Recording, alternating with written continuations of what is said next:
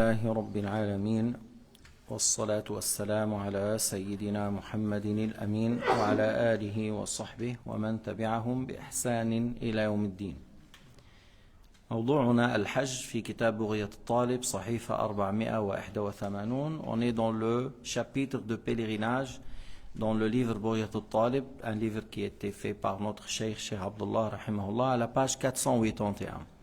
ذكرنا الاستطاعة. الحج فرض على المستطيع. Le pèlerinage est une adoration obligatoire pour celui qui a les moyens. Celui qui n'a pas les moyens n'est pas obligé d'aller au Hajj.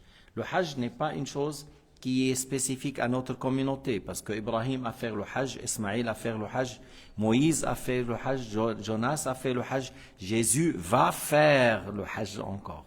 Tu vois, Jésus va faire le Hajj. Mais c'est une ibada qui était dans les communautés précédentes, mais on sait que c'est Ibrahim alayhi salam qui a reconstruit la Kaaba après le déluge, parce qu'une fois qu'il y avait le déluge de Noé, ça a été détruit. C'est Ismaël avec Abraham qui ont reconstruit la Kaaba. Il y a une pierre à côté de la Kaaba que vous voyez les traces des pieds d'Abraham sur cette pierre lorsque Ismaël lui donnait les pierres pour les poser en construisant la Kaaba.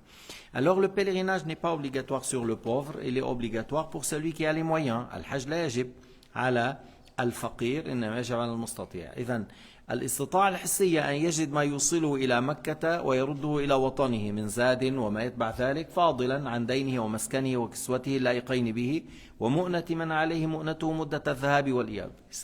Les capacités physiques, c'est-à-dire le fait de trouver les moyens, l'argent qu'il faut, ce qui suit à ça. À l'époque, on dit la monture, les ustensiles qu'il faut, la nourriture pour l'aller, pour le retour, et que cette somme soit en plus de ce qu'il a comme dette et plus de ce qu'il a besoin de laisser pour sa famille qui sont à sa charge, les parents pauvres, l'épouse, les enfants, pendant l'absence jusqu'au retour. S'il a un moyen d'aller au Hajj tout en ayant ça à côté pour sa famille pendant son absence, alors il doit y aller. C'est ce qu'on dit la capacité physique. أما الاستطاعة المعنوية أو الحكمية فمنها أن تجد المرأة محرما يحج معها أو نسوة ثقات. Maintenant on parle de la capacité morale, c'est-à-dire peut-être il y a une femme qui a tous les moyens, oui, mais elle va pas aller, elle n'est pas obligée d'aller au Hajj toute seule. Il faut avoir avec elle soit le père, soit le frère, soit le mari,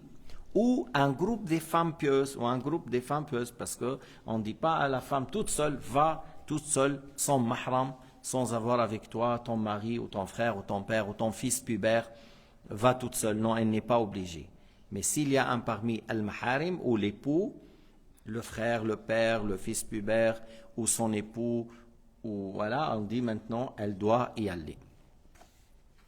قال بعضهم لو وجد ثقة واحدة يكفي لحصول الاستطاعة. Alors si on dit il a une femme pieuse avec elle, on dit voilà, il a la capacité morale, elle va au Hajj. فإن كان محرمها لا يسافر معها للحج إلا بالأجرة يشترط أن تكون واجدة للأجرة. Supposons cette femme, son frère il a dit oui, je peux y aller avec toi, mais je vais m'absenter avec toi 20 jours et moi j'ai besoin que vous me donnez 500 francs pendant les 5 jours pour vous accompagner. Supposons. Alors s'il demande un salaire pour l'accompagner au pèlerinage et elle est toute seule, elle doit avoir cette somme pour qu'on dise elle doit y aller faire le Hajj. Elle doit avoir cette somme en plus parce qu'elle, elle a besoin d'un mahram. Mahram, comme on a dit, le père, le frère, le fils pubère, l'oncle paternel ou maternel, ou son mari, il peut aller avec lui. فلا يجب على المرأة أن تحج إلا بهذا الشرط فإن لم يحصل هذا الشرط جاز لها أن تخرج لحج الفرض وحدها. Alors s'il n'y a pas un mahram, son mari il veut pas y aller, il n'y a pas un parmi la famille qui veut aller avec elle, alors pour le hajj obligatoire, elle peut aller toute seule. Selon l'imam Shafi'i dit c'est permis. Les autres imams disent non, elle n'a pas le droit, il faut avoir un mahram. Mais Shafi'i dit c'est permis puisqu'il s'agit du hajj obligatoire, elle peut y aller toute seule. Mais le deuxième fois ou la troisième fois, Shafi'i dit il faut avoir un mahram, ou son mari ou un mahram. Mahram comme le fils pubère, son fils qui est pubère, il peut l'accompagner. أما الحج غير الواجب فلا يجوز لها السفر من أجله لا وحدها ولا مع النسوة الثقات. Pour elle, pour toute seule, elle veut aller faire le deuxième fois ou le troisième fois ou la quatrième fois un hajj, il faut avoir un mahram. Son mahram, elle n'a pas le droit de voyager seule. Il faut avoir un mahram. Parce qu'à la base, la femme ne voyage pas toute seule sans être accompagnée d'un mahram, son mari ou un mahram. ويشمل هذا الحكم سفرها لزيارة الأولياء والصالحين وزيارة النبي قبر النبي عليه الصلاة والسلام اشترط أن تكون لها محرم. Pour aller visiter la tombe du prophète عليه الصلاة والسلام. Et à plus forte raison, elle dit oui, je veux me promener, je veux aller à Hawaï, je ne sais pas. Il faut avoir un mahram. Où la femme ne peut pas dire ouais, je prends l'avion et je pars. Je veux aller à Honolulu. Voilà, elle part.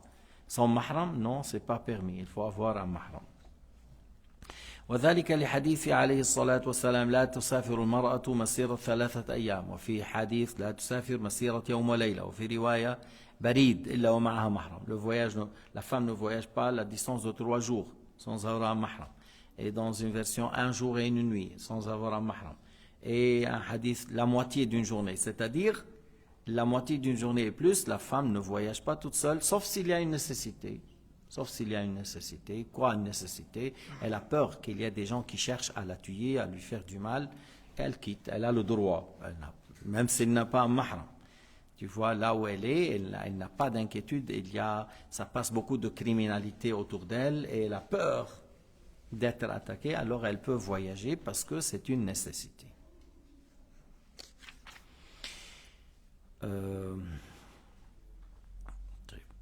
أو كانت المرأة لا تجد من يعلمها دينها هنا. طيب اليوم في كتير وسائل بالتواصل الاجتماعي، بس يعني لو فرضنا ما عندها هذه الوسائل فتسافر لتتعلم. Si une femme elle se trouve dans une ville, il n'y a pas un savant pour lui enseigner l'islam. Et elle n'a pas le moyen d'apprendre à distance. Bon, aujourd'hui je dis avec le téléphone, WhatsApp, YouTube, tout ça, on peut apprendre avec distance. Mais bien sûr, on ne peut pas apprendre chez n'importe qui. C'est-à-dire, je ne peux pas prendre n'importe quel site, j'apprends. Il y a des sites des terroristes, vous connaissez très bien. Il y a des gens dangereux sur l'Internet. Il faut apprendre chez quelqu'un digne de confiance qui nous donne la bonne croyance, la bonne foi, la bonne science, sans être dans l'extrême, sans être dans les groupes sectaires ou dangereuses. Et si elle a quelqu'un, elle peut l'enseigner à distance, elle n'a pas besoin de voyager. Mais si elle ne trouve pas, alors on doit voyager. قال العالم أحد العلماء من لم يعلم ذا فليسأل من لم يجد معلما فليرحل. Si tu n'as pas connaissance de la science obligatoire, demande autour de toi. Si tu ne trouves pas, tu voyages. Tu vois, aujourd'hui les gens voyagent pour avoir la médecine. Ils voyagent pour avoir telle sorte de science, de connaissances électroniques ou chimiques. Ils voyagent même jusqu'à l'Amérique. Oui, mais pour la science c'est plus important, la science de la religion. Parce que, oui, pour médecin, tu assures ton futur pour combien d'années? Tu assures, tu as fait les études de médecine pour être un grand médecin chirurgien. À 30 ans, tu as eu ton grand diplôme. Il te reste combien dans la vie? 40 ans. Ah, alors tu as passé 30 ans pour avoir 40 ans. Et pour assurer le jour du jugement, éternellement dans le paradis ou dans l'enfer, tu fais quoi? Il y a des gens qui ne voyagent pas pour ça. Pour 40 ans, vivre docteur, 40 ans, ils voyagent. Mais pour être en sécurité le jour du jugement, parce que le jour du jugement, ça dure 50 000 années comme nos jours. 50 000 années. C'est le jour du jugement, avant d'aller au paradis ou avant d'aller à l'enfer. Si toi, tu fais tout ce travail pour être un grand ingénieur et un grand médecin, vivre 30 ans, 40 ans avec un bon salaire, 160 ans, 60 ans, tu vas vivre 60 ans avec un grand salaire. Très bien. Mais qu'est-ce que tu as fait pour ne pas être jeté dans le feu de l'enfer? Qu'est-ce que tu as fait pour être dans le paradis? Il y a des gens qui n'ont rien appris. Ah, je ne connais pas. Ouf, c'est comme ça alors. Mais Dieu t'a créé pour qu'il t'ordonne de l'adorer. Je n'ai créé les djinns et les êtres humains que pour leur ordonner de m'adorer. Alors tu dois adorer ton Seigneur. Qu'est-ce que tu as fait pour faire une adoration valable? Qu'est-ce que tu as fait pour avoir la bonne croyance? Parce qu'il y a des gens qui croient que Dieu est encore assis sur le trône, assis, et il est fatigué. Mais ça ne va pas, tu as insulté Dieu. Si tu dis Allah est un corps, tu as insulté. Si tu as dit il se fatigue, tu as insulté. Allah Ta'ala n'est pas comme les créatures, ne se fatigue pas. Alors vraiment, il faut faire un effort parce que tu peux être un médecin, un bon citoyen, un bon élément dans la société et un bon croyant.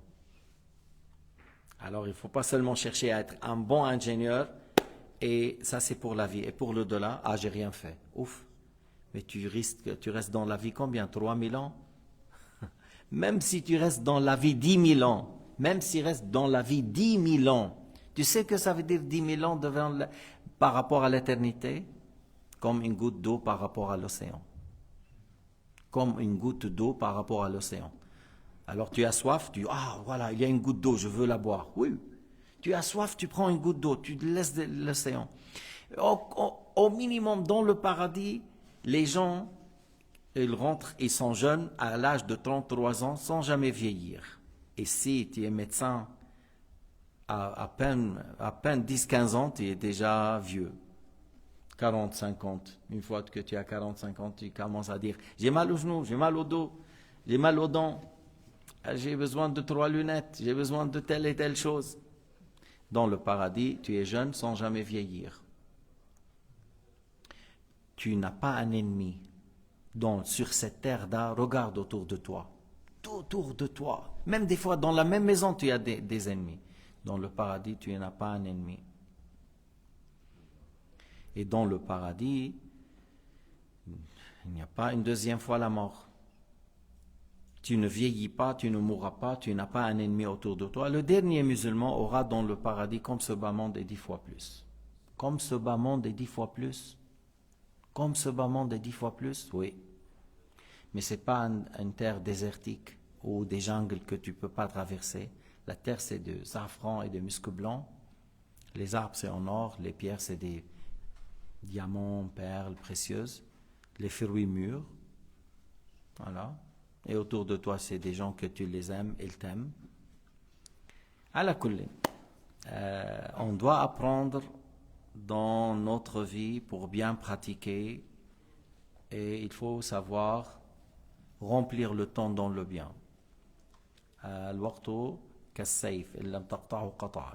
Le temps, c'est comme l'épée. Si tu ne le traverses pas comme il faut, il te coupe. طيب. Ou مثلا المرأة احتاجت انه une femme, on a dit, elle ne voyage pas toute seule sauf nécessité. Si elle a des parents quelque part, ils sont devenus âgés et malades, elles ont besoin d'elle, d'être à côté, elle peut voyager pour ça. نعم. طيب. هذه الاستطاعة تسمى الاستطاعة بالنفس وهناك الاستطاعة بالغير. Ça c'est pour la capacité de la personne lui-même, morale ou physique. Mais des fois, on parle d'une capacité par quelqu'un. Si quelqu'un est handicapé, il ne peut pas aller au pèlerinage, il a les moyens, mais il ne peut pas aller parce qu'il est trop malade. Alors là, il engage quelqu'un, il loue le service de quelqu'un pour faire le hajj pour lui. C'est-à-dire cette capacité par quelqu'un d'autre. Moi, je ne peux pas, mais je trouvais quelqu'un de pieux, bon musulman. Je dis, voilà, je te loue pour faire le hajj à ma place. Parce que lui, il est incapable. لكن هذا إن كان هذا المغضوب قريب من مكة أقل من مرحلتين يجب أن يتحمل. Celui qui est malade ou handicapé, il ne peut pas faire le hajj. S'il est proche de la Mecque, à la distance moins que 2 jours, s'il est proche de la Mecque à la distance moins que 2 jours, alors là, il faut qu'il aille. C'est-à-dire, il va chercher des gens qui vont l'aider, qui payent pour eux, pour le transporter, pour l'aider là-bas à faire le sa'i et le tawaf, et il supporte parce qu'il est proche. Mais s'il est loin, alors là, il loue une personne pour faire le hajj à sa place. Et l'autre, il dit, il dit, je rentre dans les actes de pèlerinage à la place d'une telle personne. Il fait le hajj, une fois qu'il termine, il dit, par exemple, après, je fais l'umrah pour telle personne. Je rentre dans les actes de l'umrah pour telle personne. C'est ça le fait de faire le hajj à la place de quelqu'un d'autre. Et si quelqu'un dit, moi je te fais à sa place gratuit, je ne veux pas de l'argent, alors, et il est pieux, tu peux lui accepter. Ce n'est pas une condition que tu loues. Si quelqu'un dit, moi je le fais volontiers, je n'ai pas besoin que tu me payes, encore c'est valable. Il peut donner l'autorisation à celui-là de faire le hajj. Et celui qui est mort, et qui a les moyens, il n'a pas fait le hajj, il est mort. Alors on fait pour lui avant de partager l'héritage. واحد مات كان يجب عليه الحج لم يحج إذا نحج عنه نضع المال على حدة قبل أن on met à côté l'argent pour le pèlerinage avant de faire le partage. Avant de partager l'héritage, on met une somme à côté pour faire le hajj pour lui. Ou un parmi les héritiers, il dit moi je fais le hajj à sa place. إما أن نضع المال على حدة وإما أن يقول واحد من الورثة أو من الأصحاب un homme un parmi les héritiers ou un ami, il dit moi je fais le hajj à sa place, alors on peut partager l'héritage. Mais partager l'héritage sans mettre à côté l'argent pour faire le hajj pour lui, ce n'est pas valable. لا يصح قسمة الميراث قبل أن يوضع مال على حدة ليحج عنه أو واحد يتبرع من الورثة أو غيرهم يتبرع بالحج عنه. والإجارة إما أن تكون إجارة عين أو إجارة ذمة. Lorsqu'on dit louer la personne lui-même, je te loue toi-même pour faire le hajj pour mon père ou pour moi-même, je te loue toi-même, هيدي إجارة عين.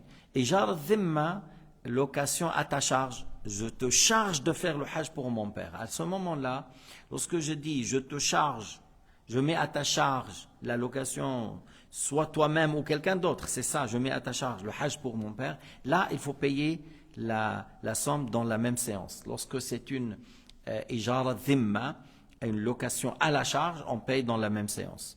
Si je te loue toi-même pour faire le hajj pour moi ou pour mon père, par exemple, moi, c'est-à-dire si je suis handicapé, alors ce n'est pas une condition que je paye tout de suite. Ce n'est pas une condition de payer tout de suite si je te loue toi-même. Mais si je dis à ta charge, après toi tu dis, voilà, tu as trouvé le hajj Zuhair, tu fais le hajj pour telle personne, à tel prix, parce que je mets à ta charge.